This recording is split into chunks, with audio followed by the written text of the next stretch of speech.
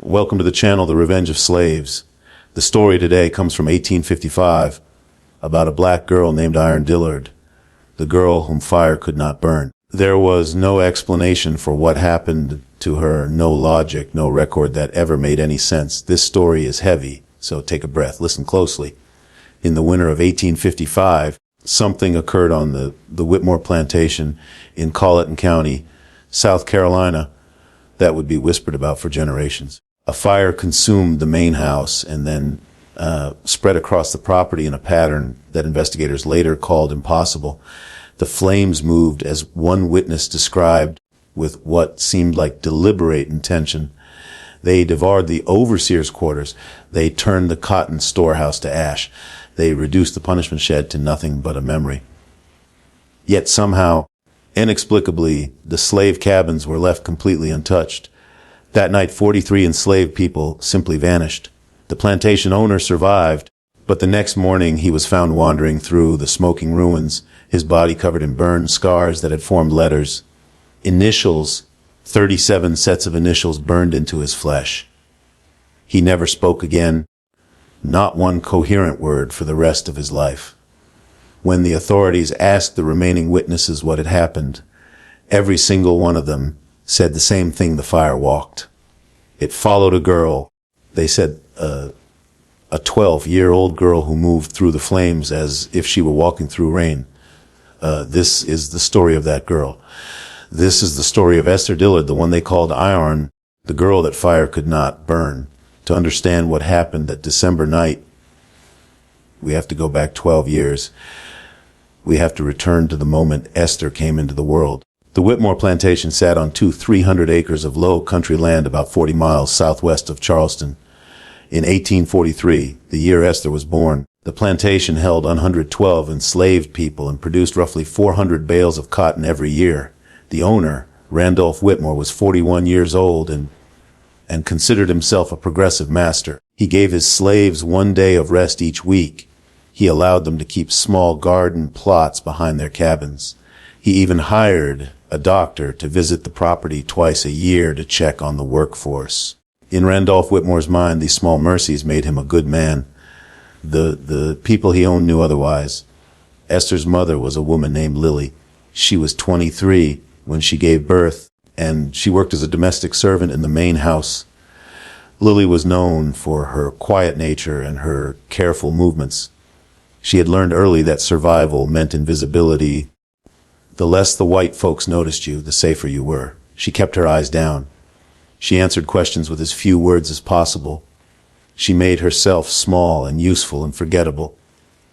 For 6 years, that strategy kept her alive. The night Esther was born, a storm rolled across the low country. Witnesses remembered lightning striking the old oak tree near the slave quarters 3 times in a row. Mama Zora, the oldest woman on the plantation, was 78 that year, and she had delivered more babies than she could count. She was the one who caught Esther when she came into the world, and she was the first to notice that something was different about this child. The baby did not cry. Most newborns announced their arrival with screaming. Esther simply opened her eyes and looked around the room as if she were taking inventory. Later, Mama Zora would say that the child's eyes held an old soul, a soul that had seen things, a soul that remembered. But what truly disturbed Mama Zora happened just moments after the birth. A candle on the windowsill had been knocked over during the delivery. The flame caught the edge of the blanket Lily had been lying on. In the chaos of the moment, no one noticed until the fire was already spreading. Mama Zora grabbed the newborn to pull her away from danger, but Esther had already rolled toward the flames. Her tiny hand reached out and touched the fire directly. Mama Zora screamed.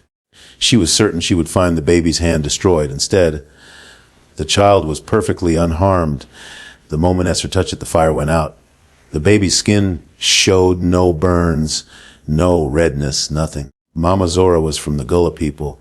Her grandmother had been brought to America from the region that is now Sierra Leone. She had been raised on stories of spirits and ancestors, of children born with gifts from the other side. Looking at baby Esther, she recognized something. but she told no one what she had seen. Some things she understood were far too dangerous to speak aloud. For the first 5 years of Esther's life, nothing unusual happened, or nothing that anyone noticed. Lily raised her daughter in the small cabin she shared with the 2 other women and their children. Esther was a quiet child, much like her mother. She watched more than she spoke. She listened more than she asked. The other children on the plantation found her strange. She would sit for hours staring at cooking fires, at candles, at the lanterns that hung outside the overseer's office. Fire seemed to fascinate her in a way that made adults uncomfortable. Then, when Esther was 5, the event happened that would change everything. It was August of 1848. The summer had been brutal, with temperatures over 100 degrees for weeks at a time. The slave cabins were poorly ventilated, built with gaps in the walls that let in winter cold, but did nothing to relieve summer heat. On the night of August 17th, a cooking fire that had not been properly extinguished flared up inside one of the cabins. The flames spread quickly through the dry wooden structure. 7 people were sleeping inside, including Esther and her mother.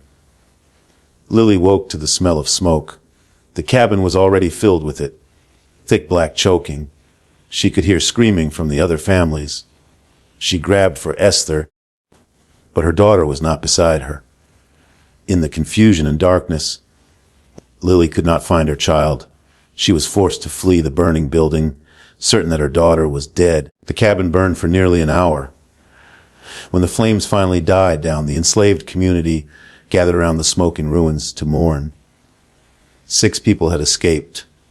1 person was missing, little Esther, 5 years old, assumed dead. Then something impossible happened. The ashes shifted. A small figure sat up in the middle of the destruction. Esther stood up completely naked. Her clothes had burned away, but her body was untouched. She was covered in soot, but showed no burns, no blisters, no injuries of any kind. She walked out of the ashes toward her mother, who collapsed to her knees in shock. The witnesses did not know what to make of what they had seen.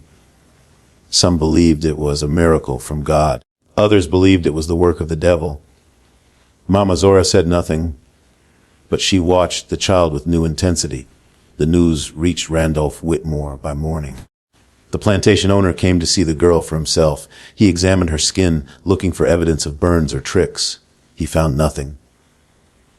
The child stood before him, small and silent, meeting his gaze in a way that enslaved children were taught never to do.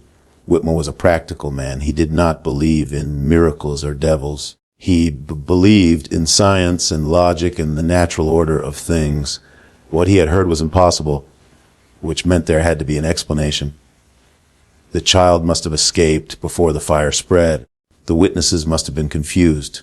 The story must have grown in the telling. But something about the girl unsettled him. The way she looked at him, the steadiness in her eyes. In that moment, he made a decision that would define the next 7 years of Esther's life. He decided to test her. The first test happened that same day. Whitmore ordered a small fire to be built in the yard outside the slave quarters. He told his overseer, a man named Thomas Garrett, to bring the girl forward. Lily screamed and begged, but she was held back. Whitmore told the child to put her hand in the fire. Esther looked at him for a long moment, then walked forward and placed both hands directly into the flames. She did not scream. She did not flinch. For nearly a minute she held her hands in the fire, while everyone watched in stunned silence. When she pulled them out, her palms were not even warm to the touch. Whitmore's practical mind struggled to process what he had witnessed. He would spend the next 7 years trying to understand it. He would fail. From that day forward, Randolph Whitmore became obsessed with the girl. He gave her a new name, Iron. It was meant as mockery, a reference to the folk belief that iron could ward off evil spirits. If the devil protected this child, Whitmore reasoned, then perhaps iron could break whatever spell she was under. But the name stuck for different reasons among the enslaved community. To them, iron was not an insult, It was a testament to strength. It was a reminder that something powerful lived among them, something even the master could not destroy. The tests continued. Over the following years, Whitmore subjected Iron to increasingly cruel experiments. He had her hold hot coals. He had her touch branding irons fresh from the forge. He once ordered her locked in the smokehouse for 3 days, surrounded by controlled fires. Each time, Iron emerged unharmed. Each time, Whitmore's frustration grew. What disturbed him most was not the girl's apparent immunity to fire, but her demeanor. She never cried. She never cried. She never begged. She simply endured, watching him with those steady eyes that seemed to see straight through him. Sometimes after a particularly brutal test, Whitmore would wake in the middle of the night convinced that the girl was standing at the foot of his bed. She never was, but the feeling persisted. The enslaved community developed their own theories about Iron. Some believed she was protected by African spirits. Others thought she was a sign from God that deliverance was coming. A few, mostly those who had converted to Christianity and abandoned the old beliefs, thought she was dangerous and should be avoided. But almost everyone agreed on one thing. There was something about this child that defied explanation. Mama Zora kept her own counsel. On Iron's 7th birthday, she called the girl to her cabin and began to teach her. Mama Zora was the keeper of memory on the Whitmore plantation. She remembered the old stories, the ones passed down from generation to generation, stretching back to Africa. Most of the younger people had forgotten these stories or dismissed them as superstition. But Mama Zora understood that stories were more than entertainment. They were survival. They were identity. They were a bridge to a past that slavery tried to erase. She told Iron about Ogun. In the Yoruba tradition, Ogun was the spirit of iron and fire, the divine blacksmith who cleared paths through the wilderness. He was a warrior spirit, fierce and uncompromising, associated with justice and the protection of the oppressed. Mama Zora explained that sometimes, in times of great suffering, Ogun would send his blessing to certain children. These children would be marked by fire. They would be immune to its destruction because they carried its power inside them. Iron listened to these stories without comment. She did not know if she believed them, but she recognized something in them that felt true. She had always known she was different. Now she was beginning to understand why. Mama Zora also taught her something practical, how to control it. The old woman had observed Iron carefully over the years. She had noticed that the girl's power was not simply passive immunity. It was active, even if Iron did not realize it. Small fires would extinguish themselves when Iron became calm. They would flare up when she became angry or frightened. The gift was connected to her emotions, to her will. Mama Zora believed it could be developed.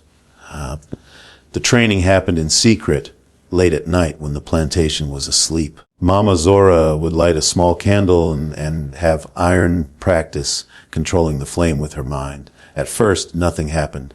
But over weeks and months, Iron began to feel something, a connection, a thread between herself and the fire as real as a rope in her hands. She learned to make the flame grow larger. She learned to make it shrink. She learned to move it, to shape it, to bend it to her will. She told no one what she was learning, not even her mother. Some things, Mama Zora warned, were too dangerous to share. If the master ever discovered that Iron could not only survive fire, but command it, there was no telling what he might do. The years passed. Iron grew from a child into a young girl, and the plantation continued its brutal rhythm. Cotton was planted in the spring, cultivated through the summer, harvested in the fall. The enslaved people worked from sunrise to sunset, their lives measured in pounds of cotton picked and bales produced. The system was designed to extract maximum labor while spending minimum resources on the people who provided that labor. It was efficient, it was profitable, it was evil. Iron worked in the field starting at age 8. By 10, she was expected to pick 50 pounds of cotton per day. By 12, that quota had risen to 100 pounds. The work was backbreaking, the conditions dangerous. Cotton plants had sharp edges that cut hands and arms. The South Carolina sun was merciless. Dehydration, heat stroke, and exhaustion claimed lives every summer. But through it all, Iron endured. She developed a reputation as a steady worker, not the fastest, but never failing to meet her quota. She kept to herself, speaking little, watching everything. The other enslaved people respected her, but also feared her slightly. They had not forgotten what she could do. Thomas Garrett, the overseer, particularly disliked Iron. He was a violent man who took pleasure in punishment, and Iron's immunity to certain forms of discipline infuriated him. He could not burn her. When he tried to whip her, the wounds would heal overnight, leaving no scars. It was as if her body rejected any permanent marking. Garrett interpreted this as defiance and looked for other ways to hurt her. When Iron was 11, Garrett discovered her weakness. He could not harm Iron directly, but he could harm the people she loved. One evening, Garrett caught Iron speaking with a boy named Samuel. They were just talking, sharing a few minutes of rest after the day's work. But Garrett claimed they were planning something. He dragged Samuel to the punishment post and whipped him bloody while Iron was forced to watch. The message was clear. She might be untouchable, but the people around her were not. From that day forward, Iron understood that her gift was also a burden. Her immunity protected only her. Everyone she cared about remained vulnerable. This knowledge would shape every decision she made in the years to come. By 1855, the world outside the Whitmore plantation was changing. The tension between North and South over slavery had reached a breaking point. The Fugitive Slave Act of 1850 had made it a federal crime to assist runaway slaves even in states where slavery was illegal. The Kansas-Nebraska Act of 1854 had opened new territories to slavery, sparking violent conflicts between pro-slavery and anti-slavery settlers. The country was moving toward war, though few could see it clearly yet. Inside the plantation, these distant events seemed almost unreal.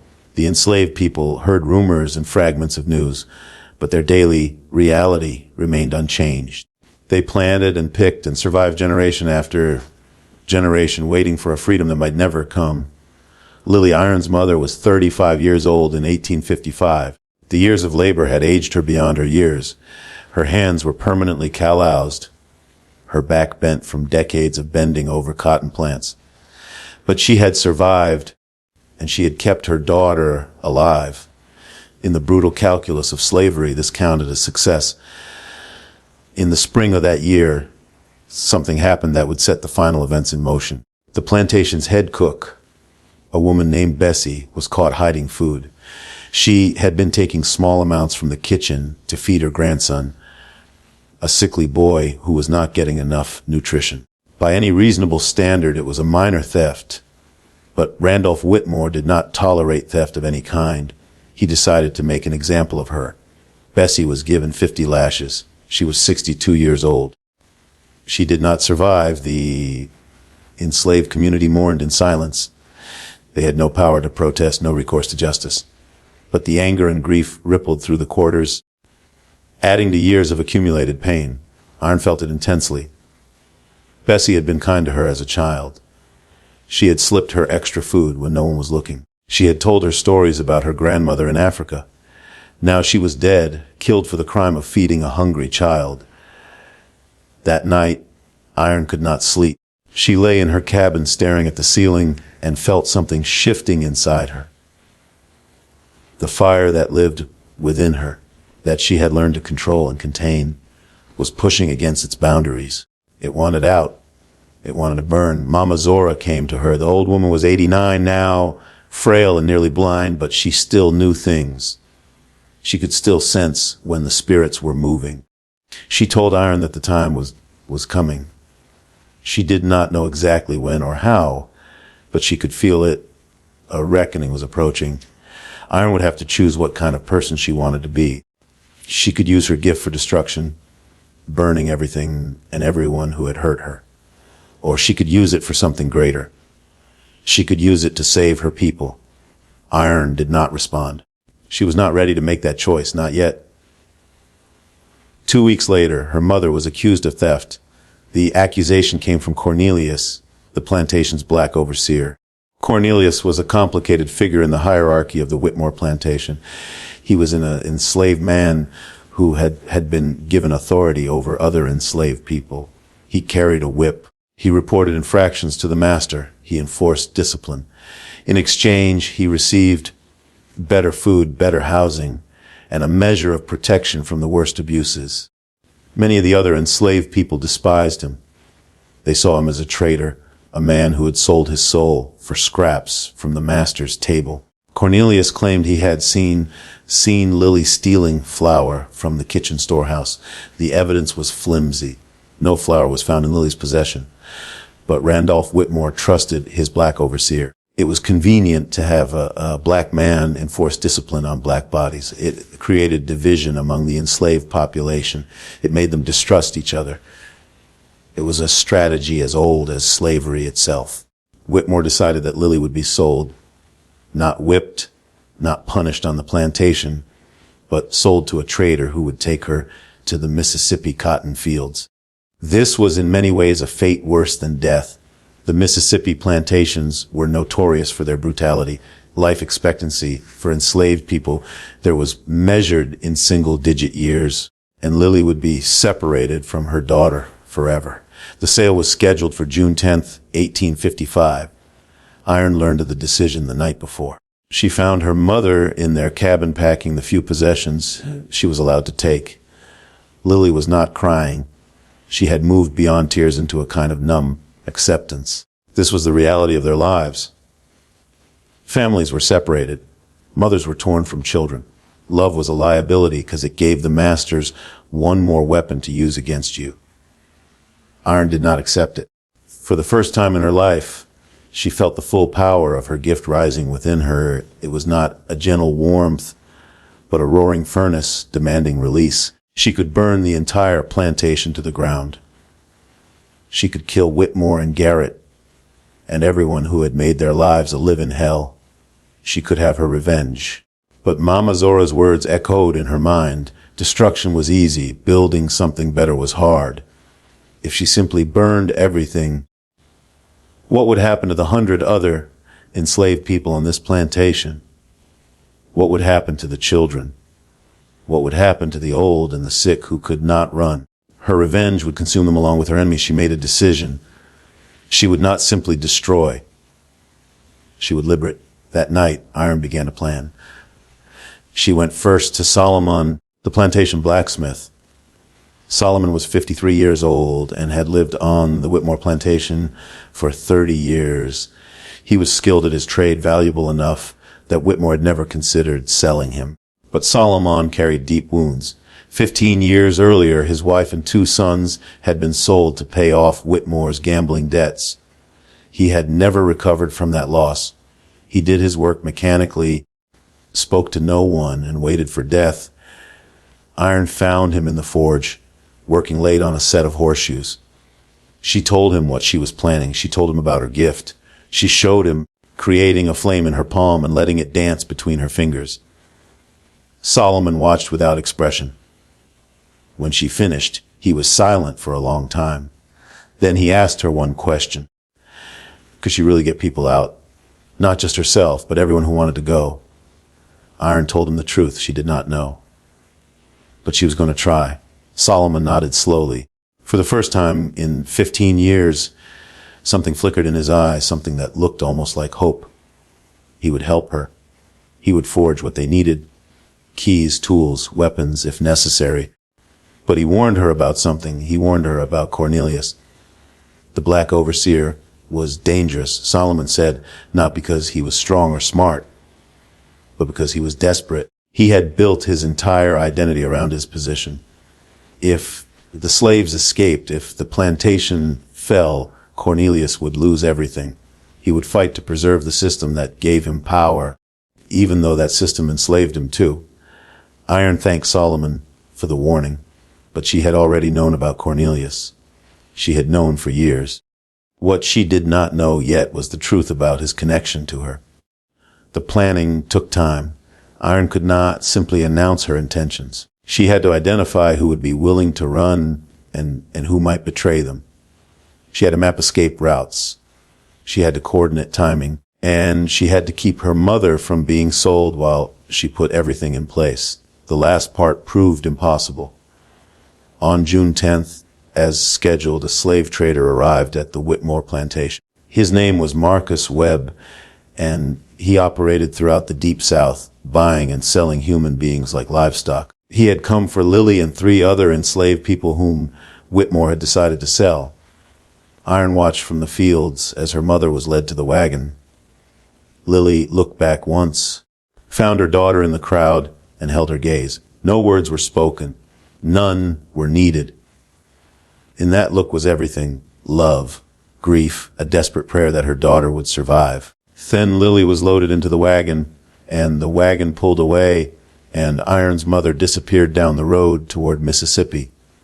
Iron stood frozen. The fire inside her surged and screamed. She could feel it trying to escape, trying to reach out and stop the wagon, trying to burn everything in its path.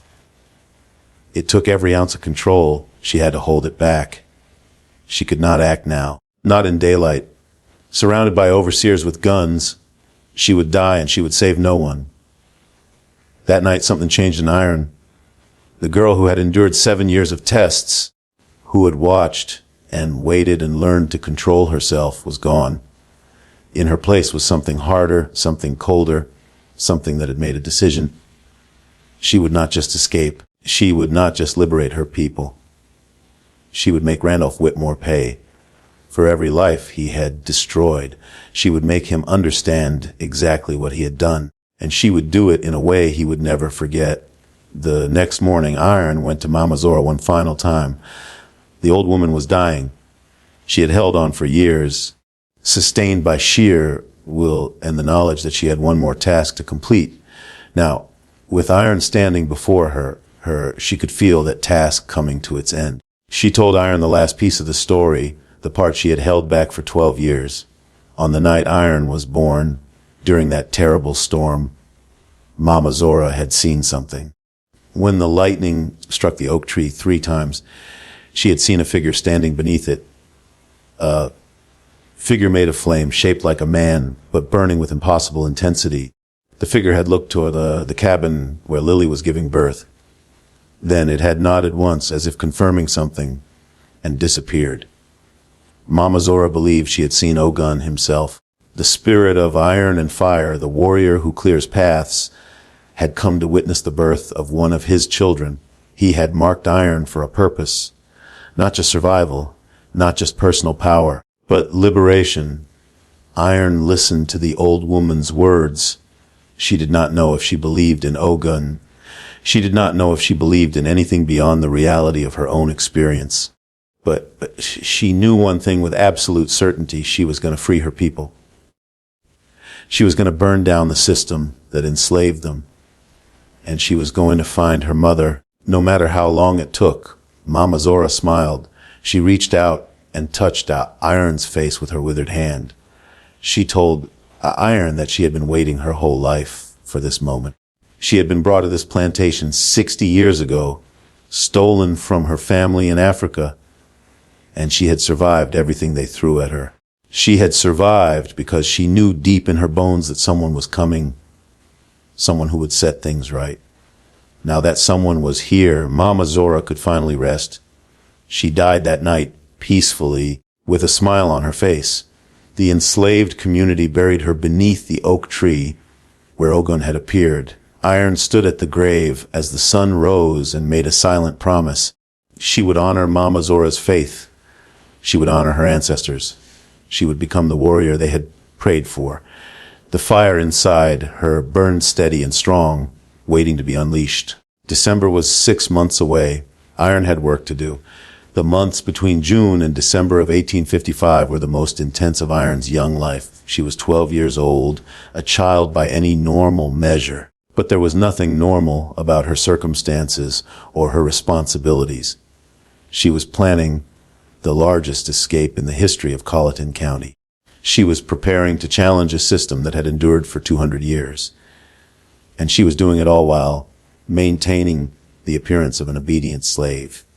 The first priority was recruitment. Iron needed to identify who would run and who could be trusted.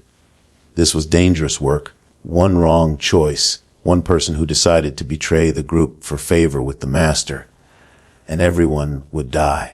She started with the people she knew best, the women who had shared cabins with her mother, the children she had grown up with, the older workers who had shown her small kindnesses over the years. She approached each one carefully, testing their reactions before revealing anything specific. The responses varied. Some people were eager, desperate for any chance at freedom. Others were terrified, convinced that escape was impossible and that trying would only make things worse. A few refused to even discuss the possibility, too broken by years of abuse to imagine anything different. Iron did not pressure anyone. She made her case simply and honestly. She told them about her gift. She demonstrated when necessary. She explained her plan in broad strokes. Then she let them decide. By September, she had 43 confirmed participants, men, women, and children ranging in age from 6 to 72. It was more than she had hoped for. It was also more than she had planned for. Moving that many people without detection would be extraordinarily difficult. The second priority was the route. Iron studied the geography of the area obsessively. She learned which roads were patrolled and when. She identified rivers and swamps that could provide cover. She located the stations of the Underground Railroad, the secret network of safe houses that helped escaped slaves reach the north. The closest reliable station was in Georgetown, about 50 miles northeast of the plantation. A free black family named the Washingtons operated out of their home there, sheltering runaways and connecting them with guides who could take them further north. If Iron could get her group to Georgetown, they would have a chance. But 50 miles was a long way to travel on foot, especially with children and elderly people. They would need supplies, rest stops, contingency plans. Iron worked through the details methodically, trying to anticipate every problem.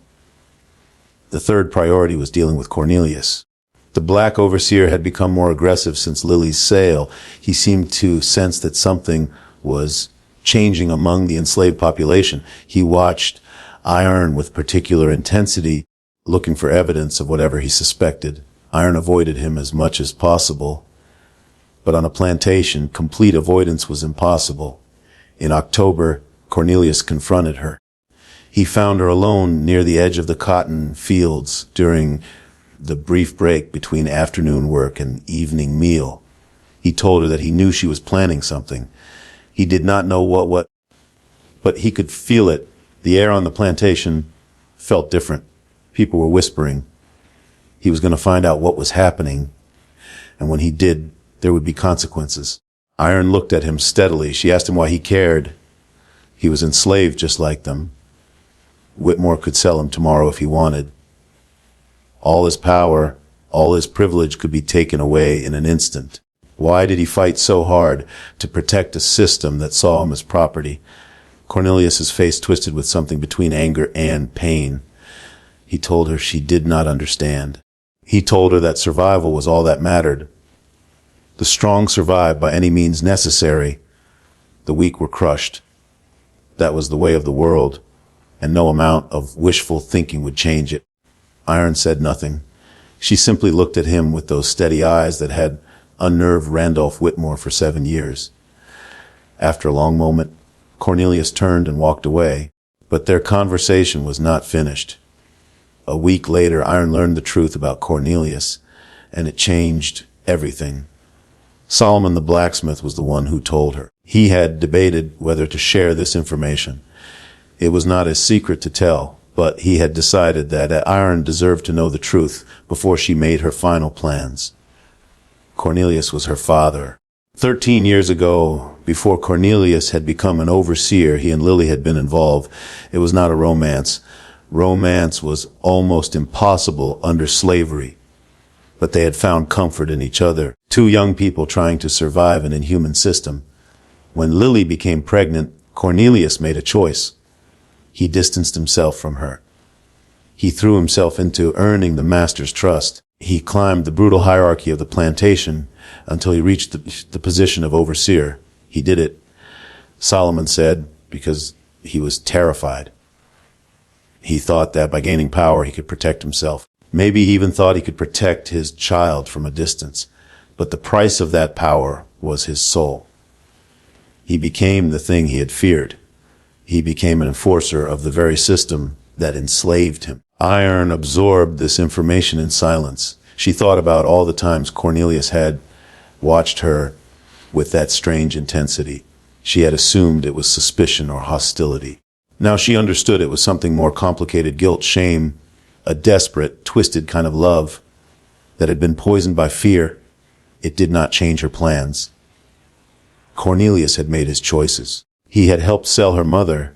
He had whipped and brutalized her people for years. Whatever might have been possible between them, whatever relationship they might have had, was buried under mountains of suffering. She would not forgive him. She would not save him. But she would not kill him either. Not unless he gave her no choice. November arrived, and with it the harvest. The cotton had to be picked, processed, and baled for market. The work was exhausting. 16-hour days that left the enslaved workers barely able to stand. Iron pushed through it, conserving her strength for what was coming.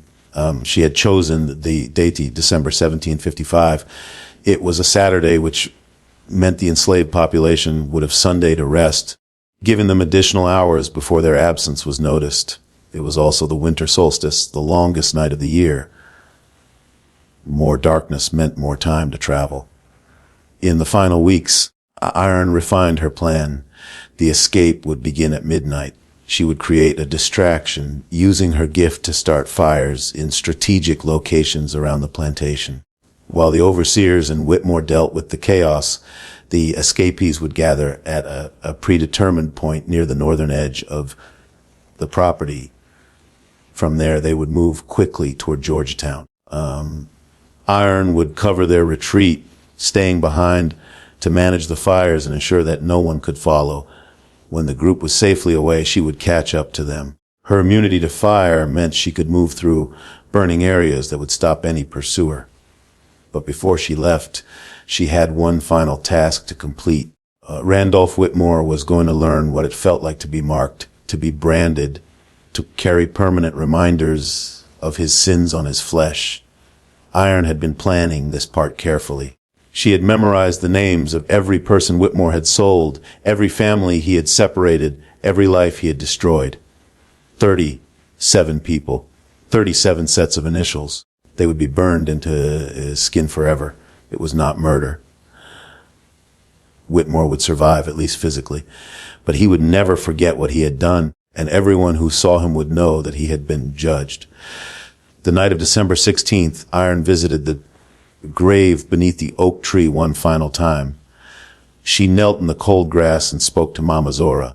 She told her that tomorrow was the day. She asked for her blessing and her guidance. She promised that she would not fail. The wind picked up, rustling the bare branches of the oak. For just a moment, Iron thought she felt a hand on her shoulder. When she turned, there was no one there, but she felt comforted nonetheless. She returned to her cabin and lay down to rest. Tomorrow everything would change. Tomorrow she would either win her freedom or die trying. Tomorrow the Whitmore plantation would burn. December 17th, 1855, began like any other winter day on the Whitmore plantation. The temperature hovered just above freezing when the morning bell rang at 5:30. The enslaved workers emerged from their cabins into the gray dawn, breath visible in the cold air, and made their way to their assigned tasks. Winter meant reduced field work, but increased labor in other areas. There was equipment to repair, buildings to maintain, livestock to tend. The plantation never truly rested. Iron moved through her morning routines with careful precision. She could not afford to do anything that might attract attention. Not today. She worked in the kitchen garden, pulling the last of the winter vegetables, her hands steady despite the anticipation coursing through her body. Every few minutes she glanced at the sky, tracking the position of the sun, counting down the hours until darkness. The other conspirators were doing the same. Iron had given each of them specific instructions: act normal, do nothing unusual, stay calm. When the fires started, move quickly to the gathering point near the old mill at the northern edge of the property. Do not wait for anyone who is not there.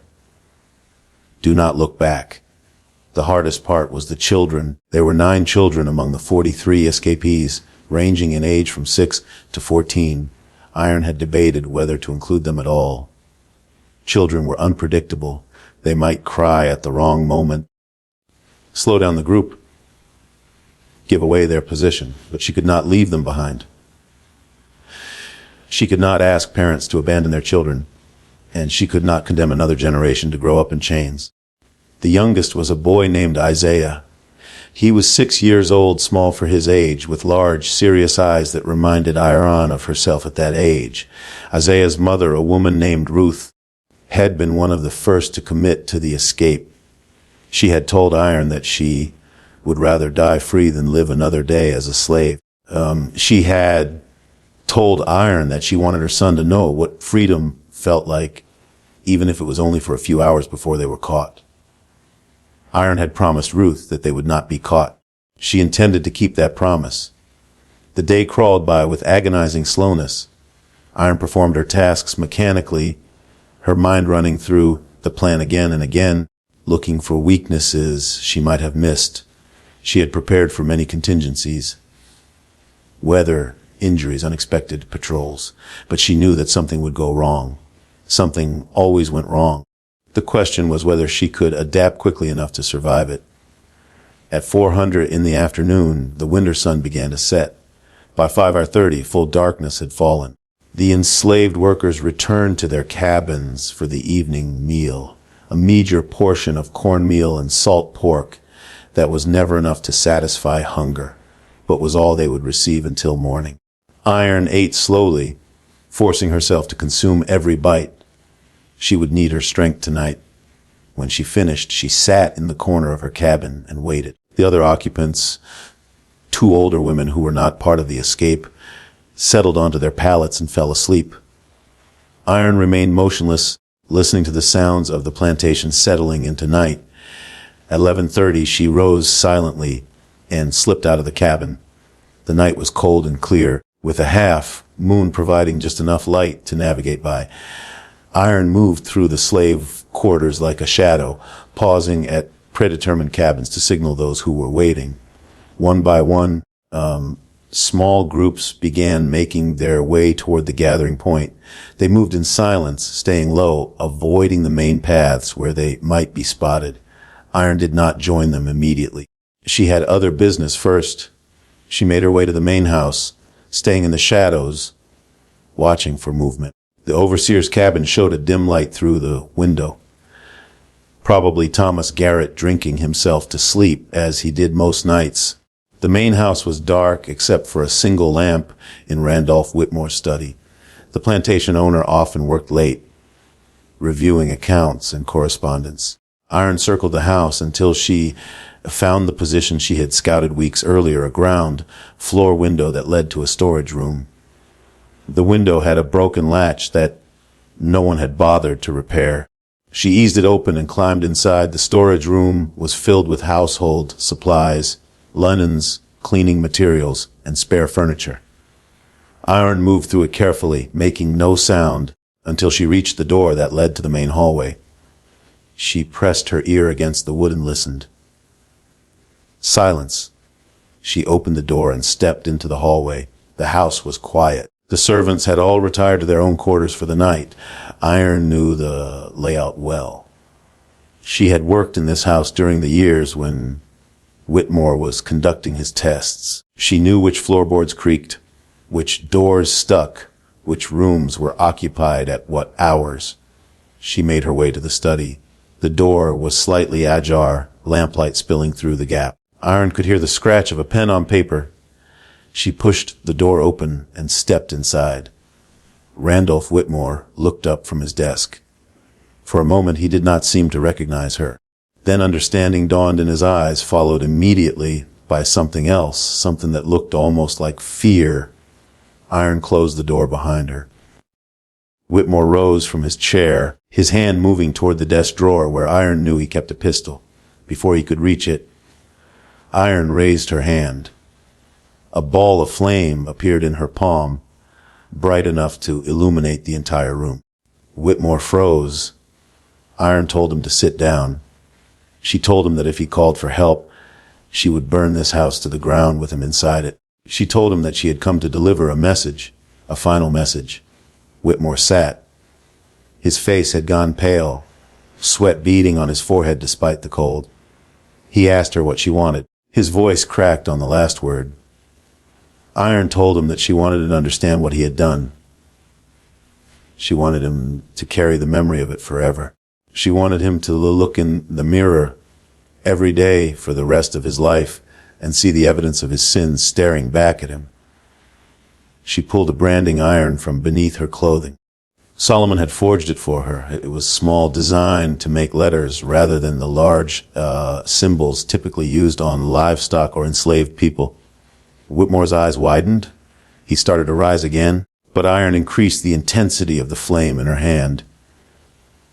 The heat pushed him back into his chair. She told him the names, all 37 of them. She started with James and Mary Washington, sold in 1841 to pay off a business debt. She continued with Solomon's wife and 2 sons, sold in 1840 to cover gambling losses. She named the children who had been torn from their mothers, the husbands separated from wives, the elderly people sold when they became too old to work efficiently. She named them all one by one, while Randolph Whitmore listened in horrified silence. When she finished, she told him that these names would now be written on his body. He would carry them until the day he died. And when people asked what the marks meant, he would have to explain. He would have to confess. Whitmore began to beg. He offered her money, freedom, papers, anything she wanted. He swore he would change, that he would free all his slaves, that he would become a different man. The words poured out of him in a desperate flood. Iron listened without expression. When he finally fell silent, she asked him one question. Had he shown mercy when her mother begged not to be sold, when families pleaded not to be separated, when children cried out for parents they would never see again?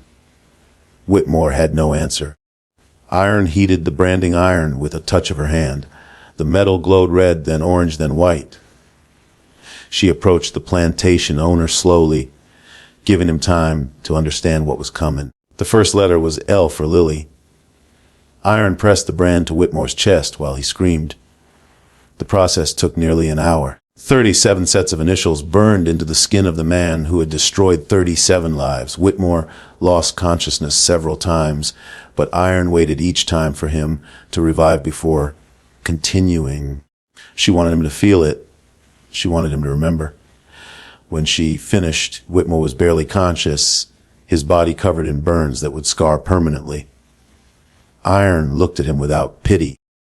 She told him that he would live. She told him that living with what he had done would be his punishment. Death would have been too easy. Then she turned and walked out of the study, leaving Randolph Whitmore whimpering in his chair. Outside, the night air felt clean and sharp, after the smell of burned flesh.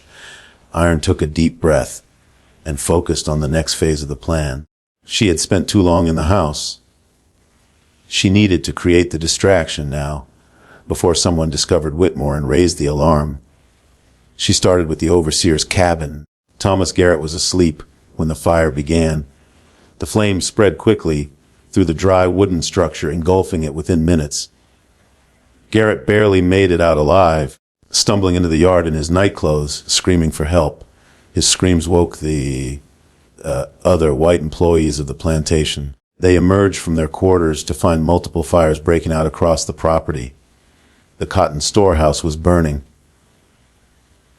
The equipment shed was burning. The punishment post where so many enslaved people had suffered was already reduced to ashes. The fires moved with unnatural precision. They consumed the buildings associated with the operation of the plantation while avoiding the slave cabins entirely.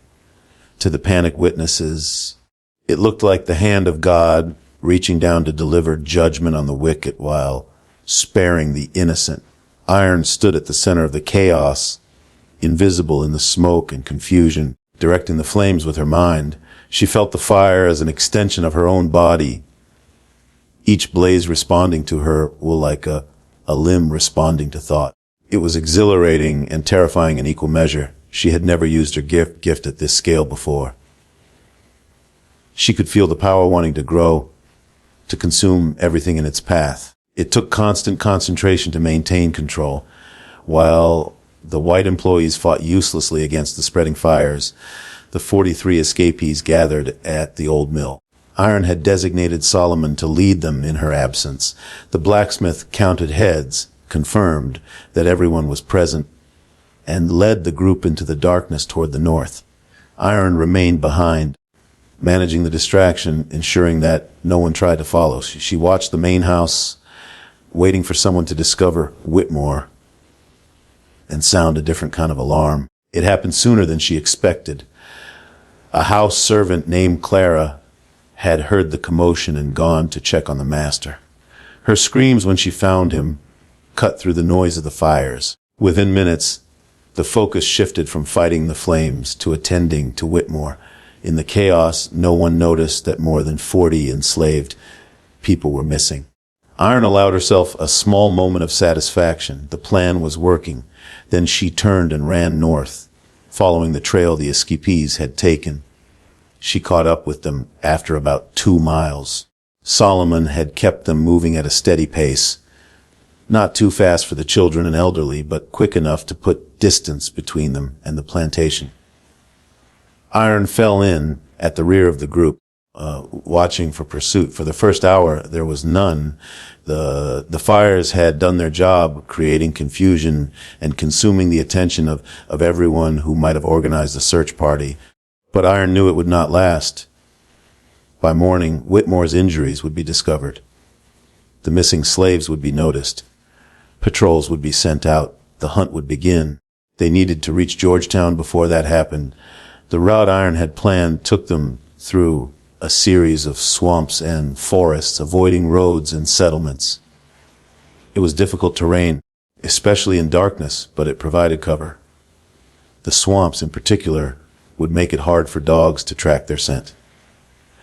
Iron had studied the techniques of the Underground Railroad carefully, learning everything she could about how successful escapes were conducted. The group moved in near silence.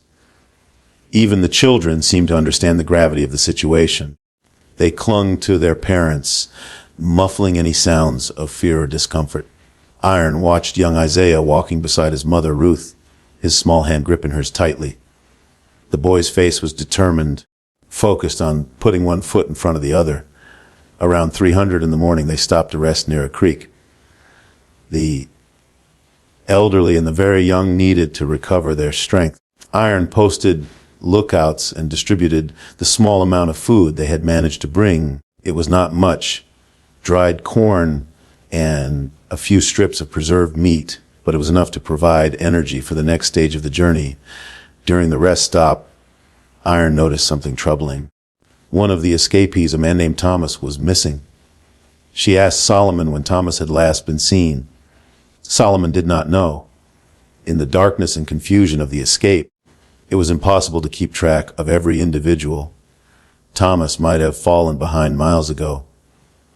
He might have gotten lost, or he might have decided to return to the plantation. Iron considered the implications. If Thomas had returned, either by choice or because he was captured, the search parties would know which direction the group had gone. They would know how many people were involved. The element of surprise would be lost. She made a quick decision. The group would change direction, heading east toward the coast before turning north again. It would add miles to their journey, but it might throw off pursuit. They resumed walking at 400 in the morning, just as the first gray light began to appear on the horizon. Iron pushed them hard, knowing that every minute of daylight increased their danger. By noon, they had covered another 10 miles, but the pace was taking its toll. Several of the older escapees were struggling Two of the children had to be carried. They found shelter in an abandoned barn near the edge of a cotton plantation. Iron scouted the area, confirming that the barn was not in use and that they were unlikely to be discovered. The group collapsed onto the hay-covered floor, exhausted beyond words. Iron did not rest. She climbed to the barn's loft and watched the surrounding countryside through gaps in the wooden walls. In the distance, she could see riders on the road moving fast, patrol parties almost certainly looking for them. The hours passed with agonizing tension. Several times riders came close enough that Iron could hear their voices, but they did not search the barn. Either they did not know about it or they assumed it was too obvious a hiding place. As the sun began to set, Iron gathered the group. They had another 20 miles to cover before reaching Georgetown. They would travel through the night again, pushing through exhaustion and fear and pain. They had no other choice. The second night of travel was harder than the first. The initial surge of adrenaline had faded, replaced by bone, deep weariness. The children cried despite their parents' attempts to quiet them. So an elderly man named Abraham collapsed and had to be carried by the younger men in rotation. Every step was an act of will. Iron moved through the group, encouraging, supporting, sometimes literally holding people up. She discovered reserves of strength she had not known she possessed. The fire inside her seemed to fuel her body as well as her gift, pushing back exhaustion, keeping her moving when she should have collapsed. Around midnight, they encountered their first serious obstacle. A river blocked their path, too deep to wade and too wide to swim easily. Iron had planned to cross at a shallow point several miles upstream, but with their changed route, they had approached from a different angle. She assessed the situation quickly. The group could not swim across, not with children and elderly people. They needed another way. Solomon suggested building a raft. There was driftwood along the riverbank, and he had brought rope from the forge. It would take time, but it was possible. They worked in near silence, lashing logs together with desperate efficiency. Iron used her gift to dry the wood, making them mobile. Within 2 hours, they had constructed a crude but functional raft large enough to carry 5 or 6 people at a time. The crossing took another hour. Iron ferried groups across, using a long pole to push the raft through the dark water. The current was stronger than she expected, and twice the raft nearly spun out of control. But they made it, all 43 of them, wet and shivering, but alive. On the far bank, they collapsed again. They were perhaps 10 miles from Georgetown now. 10 miles from safety, from the network that could help them disappear into the north. 10 miles from freedom. Iron allowed them 30 minutes of rest. Then she got them moving again. The final miles were the hardest. Dawn was approaching, and with it the increased risk of discovery. The group pushed forward with the last of their strength, parents carrying sleeping children, the young supporting the old. No one spoke. No one complained. They simply moved, step after step, toward the promise of freedom. They reached the outskirts of Georgetown just as the sun rose on December 19th. The Washington House was a modest structure on the edge of the black section of town. From the outside, it looked like any other home, but inside it was equipped with hidden spaces, secret passages, and supplies for people on the run. The Washingtons had been operating this station for nearly a decade, helping hundreds of escapees reach the north. Daniel Washington, a free black man of 52, opened his door to find 43 exhausted people standing in his yard. His face showed no surprise. He simply stepped aside and ushered them in. The next few hours were a blur of activity. The escapees were fed, clothed, and given places to rest. Wounds were treated. The children were given warm milk and put to bed. Daniel Washington's wife, Alina, moved through the group with quiet efficiency, providing comfort and care with practiced skill. Iron sat apart from the others, watching the sunrise through a window. She had done it. She had gotten her people out. 43 souls free for the first time in their lives. The magnitude of the achievement was only beginning to sink in.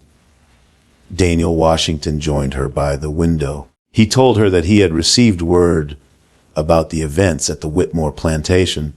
The story was already spreading through the black communities of South Carolina, a girl who walked through fire, a plantation owner marked with the names of his sins, a mass escape that no one had been able to stop. Iron asked about pursuit. Daniel told her that search parties were combing the area between the plantation and the main roads, but they were looking in the wrong direction. The route Iron had taken through swamps and wilderness had not occurred to them. By the time they expanded their search, the escapees would be long gone. He told her about the next steps.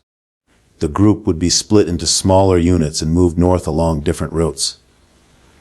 Some would go by boat smuggled onto ships, heading to Philadelphia or New York. Others would travel overland, passing through a series of safe houses until they reached free territory. The process would take weeks, but it was well established and relatively safe. Iron nodded, absorbing the information. Then she told Daniel something that surprised him. She told him that she was not going north. Not yet. Her mother was in Mississippi. Lily had been sold to a plantation somewhere in the Delta country, hundreds of miles away. Iron did not know exactly where, but she intended to find out. She intended to bring her mother home. Daniel Washington was silent for a long moment. Then he told Iron that what she was proposing was almost impossible. Mississippi was the heart of slave country, the most dangerous place in America for a runaway. The plantations there were brutal beyond description. Even if she found her mother, getting her out would be extraordinarily difficult. Iron told him she understood. She told him she was going anyway. Daniel looked at her with something that might have been admiration or might have been pity. He told her that if she survived, if she ever needed help, the Washington house would always be open to her. He told her that she was the bravest person he had ever met. Iron thanked him. Then she went to say goodbye to her people. The farewells were emotional but brief. Iron moved through the group, embracing each person, accepting their thanks and their tears. She saved young Isaiah for last. The boy looked up at her with those serious eyes and asked if she would come back. Iron knelt down to his level. She told him that she would. She told him that one day when he was grown and free, she would find him again. She made him promise to remember her. Until then, Isaiah promised. He threw his arms around her neck and held on tight. When he finally let go, his mother, Ruth, pulled Iron into her own embrace. Ruth whispered in her ear that Iron had given her son something precious. She had given him hope. Iron left Georgetown that afternoon, heading south and west toward Mississippi. She carried nothing but the clothes on her back and the fire in her blood. She did not know what lay ahead. She only knew that she would not stop until she found her mother. Behind her, the legend was already beginning to spread. The story of Iron Dillard and the Whitmore plantation escape reached every corner of the South within weeks. The details grew and changed with each telling. Some said she was a demon from hell sent to punish wicked slaveholders. Others said she was an angel of the Lord delivering judgment on sinners. Some said she could not be killed by any weapon. Others said she could make men burst into flames with a single look. The truth, as always, was both simpler and more extraordinary. Esther Dillard, called Iron, was a 12-year-old girl who had been born with a gift she did not understand and had used that gift to free her people. She was not a demon or an angel. She was something more important. She was human, a human being who had refused to accept the conditions of her existence and had changed them through courage, planning, and an unwavering commitment to justice. But her story was not over. It was only beginning. Iron spent the next 8 months tracking her mother. She moved through the South like a ghost, traveling by night, hiding by day, following a trail of information gathered from other slaves, from sympathetic free blacks, from the whispered network of resistance that existed throughout the region. She discovered that Lily had been sold to a plantation called Magnolia in Bolivar County, Mississippi. The plantation was owned by a man named James Hutchinson, who had a reputation for working his slaves to death and replacing them with fresh purchases every few years. The mortality rate at Magnolia was among the highest in the South. Iron reached Bolivar County in August of 1856. She spent 2 weeks observing the Magnolia plantation, learning its rhythms and routines. What she saw filled her with cold fury. The enslaved people there were treated worse than animals. They worked 18-hour days. They were fed starvation rations. They were beaten for the smallest infractions. Many of them bore the marks of recent whippings. Iron found her mother on the third day of observation. Lily was working in a cotton field near the edge of the property. She had aged terribly in the 14 months since her sale. She was thin to the point of emaciation, her hair streaked with gray, her movements slow and pained. But she was alive. That night, Iron made her move. She did not burn the entire plantation. She had learned from her experience at Whitmore that destruction was not always the answer. Instead, she targeted specific buildings, specific individuals. The overseer's cabin burned. The hunting dogs kept in a kennel near the main house were released into the night. The punishment shed was reduced to ashes. In the confusion, Iron reached her mother. Lily did not recognize her at first.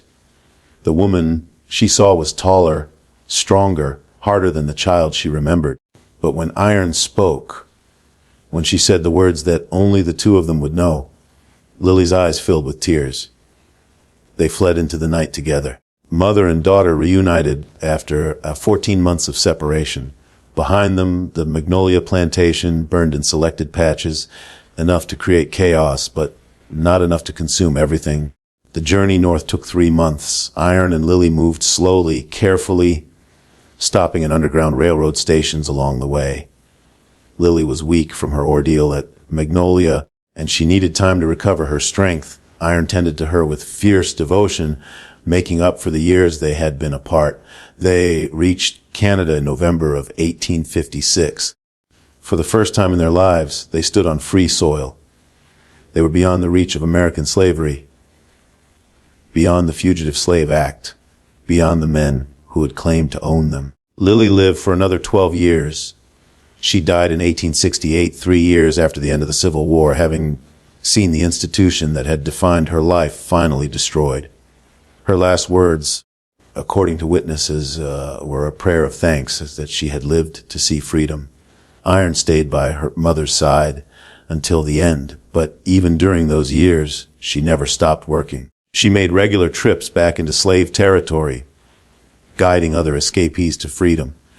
She became known along the Underground Railroad as one of the most reliable and fearless conductors. By the time the Civil War began in 1861, Iron Dillard had personally led more than 300 people to freedom. The exact number is unknown because she never kept records. But the testimonies of survivors collected after the war give us a rough estimate. 300 souls. 300 people who lived and loved and had children and grandchildren because a girl whom fire could not burn refused to accept the world as it was. The war years brought new opportunities and new dangers. Iron worked as a scout for the Union Army, using her knowledge of Southern geography to guide troops through unfamiliar terrain. She participated in several raids on Confederate positions, her immunity to fire proving invaluable in situations involving burning buildings or artillery. There are unconfirmed reports that she was present at several major battles, though her name does not appear in official records. This is not surprising. Black participants in the Civil War were often excluded from official documentation, their contributions erased from the historical record. What we know for certain is that Iron survived the war. She emerged from it in 1865, 32 years old, ready to begin a new chapter of her life. She settled in Philadelphia in a community of former slaves and free blacks who had built lives in the North. She married a man named William Johnson, a carpenter who had escaped from Virginia before the war. They had 3 children, 2 daughters, and a son. Iron never spoke publicly about her gift. In the years after the war, she wanted nothing more than a quiet, normal life. The fire that had defined her youth still burned inside her. but she kept it contained, used it only rarely for small domestic tasks, lighting stoves, warming cold rooms, comforting frightened children with impossible displays of dancing flames. Her children knew the truth, of course. They had seen their mother do things that could not be explained, but they kept her secret, understanding instinctively that the world was not ready to accept what she was. Iron died in 1912 at the age of 69.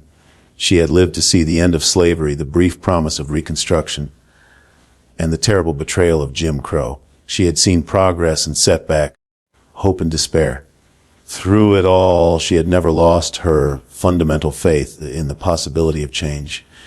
Her obituary in the Philadelphia Tribune made no mention of fire or impossible escapes. It described her simply as a former slave who had dedicated her life to the uplift of her people. It noted her work with Freedmen's Aid societies after the war, her involvement in local churches, her reputation as a woman of unusual strength and courage. Only one line hinted at the larger truth. The obituary noted that those who knew her best often said she carried a flame inside her that never went out. The Whitmore plantation never recovered from the events of December 1855. Randolph Whitmore survived the night of fire, but he was never the same. The burns on his body became infected repeatedly. His mind deteriorated. Within 2 years, he was confined to an asylum where he spent the remaining decades of his life muttering names that no one understood. The plantation was sold to cover his debts. The new owners found it impossible to maintain order among the remaining enslaved population. Stories of Iron Dillard spread from cabin to cabin, inspiring resistance and rebellion. By 1859, 4 years after the Great Escape, the plantation had been abandoned. The land eventually became part of a larger agricultural operation after the war. The original buildings were torn down. The slave cabins were demolished. Today, there's almost no physical evidence that the Whitmore plantation ever existed. But the story survived. It was passed down through generations of black families in South Carolina and beyond. It changed with each telling, as stories do, accumulating details and embellishments. But the core remained the same: a girl whom fire could not burn, a night of judgment, a path to freedom. Cornelius, the black overseer who was Iron's biological father, met his end on the night of the escape. When the fires began, he understood immediately what was happening. He had been watching Iron for months, sensing that she was planning something. He could have tried to stop her. He could have raised the alarm, organized pursuit, done everything in his power to preserve the system that had given him privilege. Instead, he made a different choice. As the fire spread and the chaos mounted, Cornelius went to the overseer's cabin where Thomas Garrett was struggling to escape the flames. He did not help Garrett escape. He stood and watched as the man who had whipped so many of his people burned. Then Cornelius walked to the main house. He found Randolph Whitmore in the study, covered in burns, barely conscious. He looked at the man who had owned him for 40 years, the man whose favor he had courted and whose cruelty he had enforced, and he told him the truth. He told Whitmore that Iron was his daughter. He told him that the instrument of his destruction had come from his own plantation, raised under his own nose, and he had never seen it coming. He told Whitmore that this was justice and that it had been a long time coming. Then Cornelius walked out of the house and into the burning night. His body was never found. Some believe he died in the fires. Others believe he escaped in the confusion, vanishing into the vast network of enslaved and free black people who moved through the South in those years. There are stories of a man matching his description, appearing at various points along the Underground Railroad, helping escapees, trying to atone for the sins of his past. We will never know the truth. Cornelius's fate remains one of the many mysteries surrounding the events of that night. What we do know is that his choice, whatever its ultimate outcome, mattered. In the moment of crisis, when he could have done harm or good, he chose good. He chose to let his daughter's plan succeed.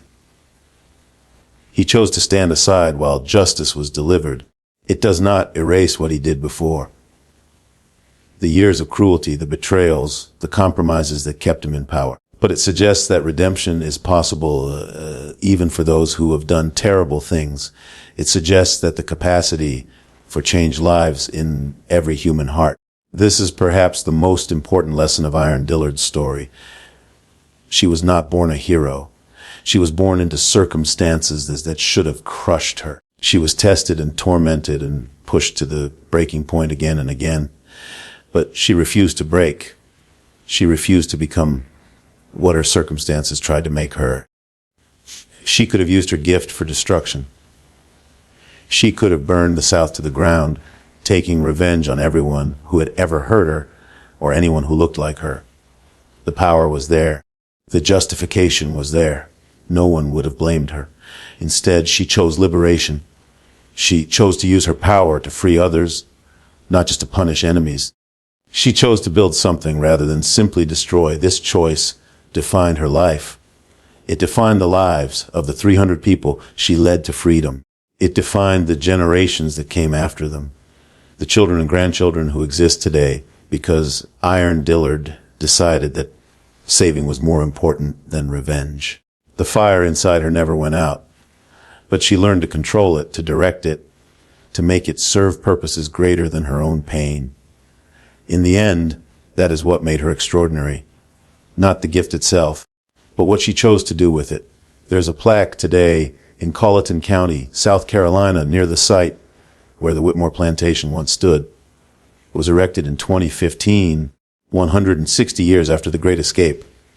The plaque tells a simplified version of the story, mentioning Iron Dillard by name, noting the number of people who escaped, acknowledging the significance of the event. But plaques cannot capture the full truth. They cannot convey the terror and the courage, the planning and the sacrifice, the impossible strength required to challenge a system that had endured for centuries. Only stories can do that. And so the story continues to be told in churches and community centers, in family gatherings and school classrooms, in books and documentaries and conversations between generations. The story of Esther Dillard, the girl they called Iron, the girl that fire could not burn. She was born into chains. She died in freedom, and in between, she changed the world. Her final recorded words, spoken to her granddaughter on her deathbed, have been preserved in family records. They serve as a fitting summary of everything she believed and everything she lived for. She said that the fire never burned her because it recognized her as its own. She said that everyone carries a flame inside them, a power that can destroy or create depending on how it is used. She said that the choice is always ours. Then she closed her eyes and let the fire inside her finally go out. But the light she left behind still burns today. In every person who refuses to accept injustice, in every act of courage against impossible odds, in every choice to save rather than destroy. That is her legacy. That is her gift to all of us. The girl that fire could not burn showed us the way.